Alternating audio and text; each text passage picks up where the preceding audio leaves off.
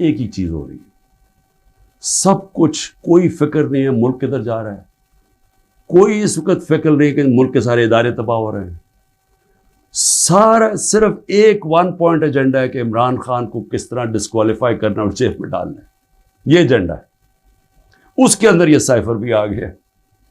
ये नहीं इनको पता कि साइफर में इनकी तबाही है, क्योंकि सब मुलव्विस थे उसमें।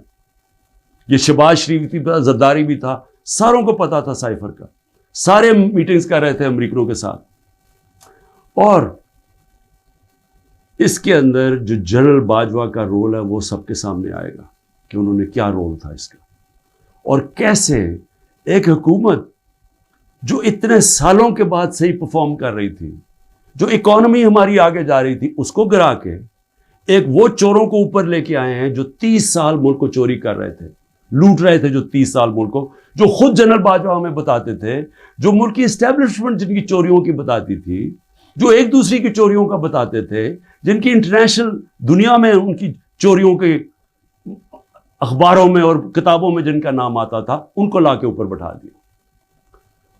इंक्वायरी सबसे बड़ी ये होनी चाहिए साइफर के ऊपर, जो FIA नहीं कर सकती। अगर सही इंक्वायरी करवानी है ताकि हम आगे ये गलतियां ना करें, तो इंक्वायरी ये होनी चाहिए कि ये साजिश में कौन कौन शरीक था, कि गवर्नमेंट गिरा के एक मुल्क की इकोनॉमी की तबाह किया, आज पाकिस्तान को घुटनों पे रख दिया। आज अगर हम इनकी मदद ना करते और IMF से ना कहते कि आपकी स्टैंड बाय एग्रीमेंट के हम साथ हैं, तो पाकिस्तान डिफॉल्ट कर गया था। डिफॉल्ट करने का मतलब कि आज लोगों का माशी कत्ल हो जाना था, जो हो चुका है। इससे दुगनी महंगाई हो जानी थी, बेरोजगारी यानी सारा जो हमारी बाहर से फाइनेंसिंग खत्म हो जानी थी, जो आगे आज ही बुरे हालात हैं, इससे दुगने हो जाने थे। कौन जिम्मेदार है इसका?